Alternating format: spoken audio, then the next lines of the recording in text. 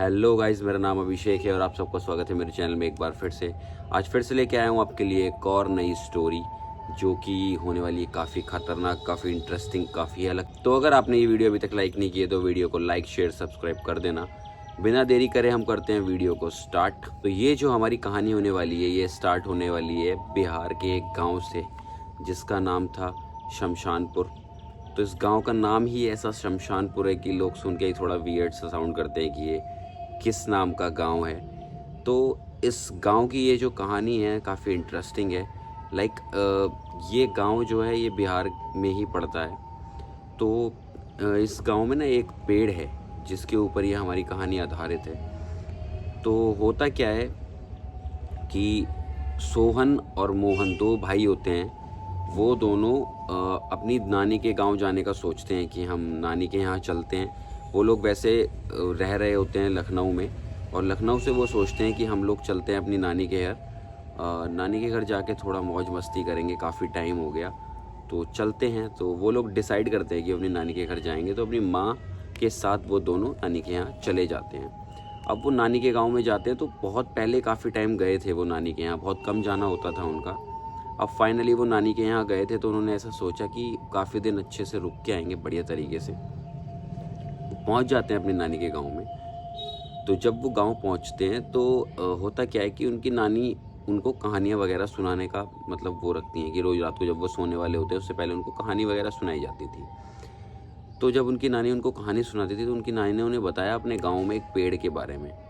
वो बरगद का पेड़ था, उसके बारे में नानी ने उन्हें बताया कि बेटा ये एक ऐसे करके पेड़ है, ये इंसानों का पेड़ नहीं है, इस पे आत्माएं वगैरह रहती हैं, ऐसे करके उन्होंने बताया। तो वो दोनों ना उनकी बातों के ऊपर हंसने लगे कि नानी ऐसा कुछ नहीं होता, क्या आप फालतू की बात कर रहे हो, कहानी बनाई हुई है, आप उन सब पे विश्वास कर रहे हो, ऐसा तो कुछ भी नहीं होता। उसकी नानी ने बोला कि बेटा ये मजाक नहीं है, ये सच में ऐसा यहाँ पे हुआ है और ये सही में एक प्रॉब्लम वाली बात है।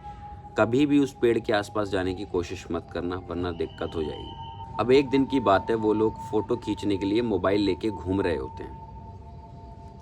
अब वो घूमते घूमते खेत की साइड जाते हैं कि अच्छी ग्रीनरी दिखाएंगे इधर फ़ोन में, तो बढ़िया सा फोटो लेने के लिए वो उधर की साइड चलते हैं। जाते जाते वो पेड़ के पास पहुंच जाते हैं। अब उन्हें नानी की बात याद आती है कि नानी बोलती थी ये इंसानों का पेड़ नहीं है, ऐसे और वैसे। उनको तो उस बात पे विश्वास होता नहीं है। वो लोग जाके पेड़ के नीचे ही बैठ जाते हैं और पेड़ के नीचे बैठ के ही अपनी सेल्फीज़ वगैरह लेना स्टार्ट कर देते हैं। जब वो ऐसा करते हैं तो पेड़ से थोड़े ही दूर पे ना एक माँ जी बैठी हुई थी, काफ़ी बूढ़ी एज की थी, वो बैठी हुई थी। वो कहती थी कि बेटा जल्दी से इस पेड़ के नीचे से निकल जाओ क्योंकि ये इंसानों का पेड़ नहीं है, तुम्हें परेशानी हो जाएगी। वो दोनों यार उनकी बात को मानते नहीं हैं, आराम से अपना मजाक मस्ती करते हुए बहुत देर तक बैठते हैं। बैठ बाट के फिर वहाँ से वो निकल के अपने घर आ जाते हैं। अब जब वो अपने घर पहुँचते हैं तो फिर वो नानी को उस चीज़ के बारे में बताते हैं कि नानी ऐसे ऐसे आज हुआ। तो नानी ने उन्हें बहुत डांटा कि ये तुमने क्यों किया, तुम्हें पता ही नहीं है असलियत क्या है, क्यों इस पेड़ के बारे में ऐसा बोला जाता है। तो अपनी नानी से पूछते हैं वो, नानी ऐसा क्या है इस पेड़ में जो आप सब लोग इतना ज़्यादा डरते हो। तो वो उन्हें बताती हैं कि बेटा कुछ टाइम पहले, लगभग 3-4 साल पहले एक लड़की आई थी अपने शहर से यहाँ पे रहने के लिए। तो हुआ क्या, उसको भी हमने यही सब चीज़ें समझाई थी कि इस पेड़ के पास नहीं जाना है, लेकिन वो नहीं मानी। वो पेड़ पे जाकर वहाँ पे खेल रही थी, कूद रही थी, पेड़ पे लात वगैरह मार के आई वो। और जब वो रात को आके अपने घर सोई थी ना, सोने के बाद जब अगले दिन वो उठी तो गांव वालों ने उसे ढूंढा, वो अपने घर पे नहीं थी। जाके देखा तो वो उस पेड़ पे ही लटकी हुई उनको मिली थी। तो उस पेड़ का अपमान करना सही नहीं है और उससे जितना दूर रहा जाए उतना ही हम सब लोगों के लिए अच्छा है। तो अब थोड़ा थोड़ा उन दोनों भाइयों को डर लगने लगा था। अब जब उनको डर लग रहा था तो उनको समझ आया कि यार हमें इस चीज़ के साथ मजाक नहीं करना चाहिए। और वो लोग बात सुनने के बाद खाना वगैरह खा के, अपनी नानी के साथ खाने वगैरह खा के वो लोग सो जाते हैं। तो जब सोहन सो रहा होता है तो होता क्या है, सोते हुए सोहन को ऐसा लगता है कि वो जो पेड़ है वो खिड़की से उसे झांक रहा है। वो पेड़ खिड़की के पास आ गया, लेकिन वो जो खेत था जहाँ वो पेड़ था उससे उसका घर काफ़ी दूर था। लेकिन उसे ऐसा लगता है कि पेड़ वहाँ पे आ गया। अब वो खिड़की के पास जाके देखता है तो उसे ये दिख रहा होता है कि पेड़ की जो शाखाएं हैं वो ज़मीन के साइड से धीरे धीरे करके उसकी खिड़कियों के साइड आ रही हैं। और जैसे ही वो खिड़की के साइड आ गई हैं, अब वो सोहन को जकड़ लेती हैं सारी की सारी शाखाएं और उसको खिड़की से खींच के अपने साथ पेड़ पे ले जाती हैं और वहाँ उसे लटका लेती हैं। ये मतलब एक तरीके से सपना था। जब सोहन इस सपने को देख रहा होता है वो एकदम डर जाता है, झटके से उठता है एकदम से कि ये क्या हुआ, ये क्या हुआ, इस तरीके से ना। तो उसका भाई मोहन भी कहता है कि भाई क्या बात हो गई, क्यों ऐसे हड़बड़ा सा गया तू। तो वो बोलता है कि यार भाई मैंने बहुत ही ज़्यादा खतरनाक सपना देखा यार, उस सपने के अंदर ऐसा ऐसे हुआ, वो पेड़ यहाँ पे आ गया था। अब उसको लगा रियल में पेड़ आ गया, वो उठ के ना जाके देख के आता है कि पेड़ वहाँ पे है या नहीं है।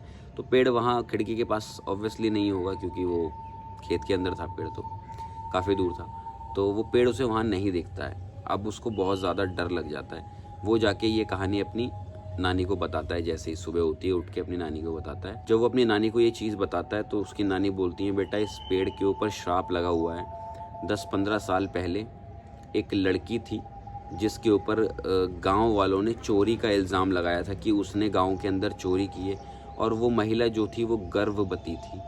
लेकिन गांव वालों ने बिल्कुल भी उसके ऊपर दया ना दिखाते हुए चोरी का इल्ज़ाम तो लगाया ही लगाया, साथ में उसे उस पेड़ से लटका दिया था और फांसी दे दी थी। तब से ही उस औरत की आत्मा उस पेड़ के अंदर बंधी हुई है, और जो भी उस पेड़ के साथ मजाक करता है या उसको सीरियसली नहीं लेता या रात को उस पेड़ के आसपास घूमता है, वो पेड़ उसको ज़िंदा नहीं छोड़ता, वो उसकी आत्मा को उसके शरीर से खींच लेता है और उस पेड़ से ही बांध लेता है। ये ही होता है बेटा, तो थोड़ा बच के रहो उससे, दूर जितना रहोगे उतना अच्छा रहेगा।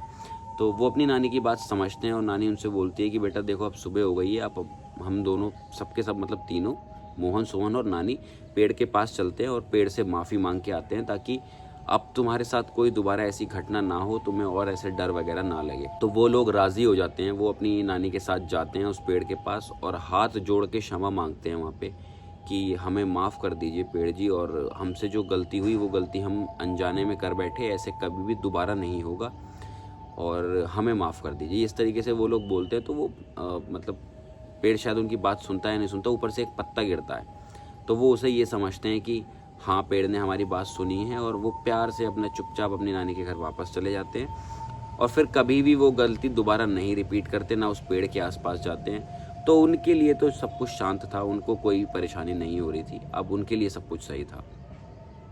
यही एक छोटी सी आज की कहानी थी। तो अगर ये वीडियो आपको अच्छी लगी हो तो वीडियो को लाइक शेयर सब्सक्राइब करना है, और अगर आप अपने से कोई कहानी मेरे को भेजना चाहते हैं तो मेरा ईमेल जो है वो डिस्क्रिप्शन पे मेंशन है, जाके मुझे भेजिएगा। लेकिन वो डिटेल में होनी चाहिए कहानी ताकि मैं अच्छे से एक्सप्लेन कर सकूं। तो तब तक के लिए मिलता हूं नेक्स्ट वीडियो में। Till then signing out, bye bye.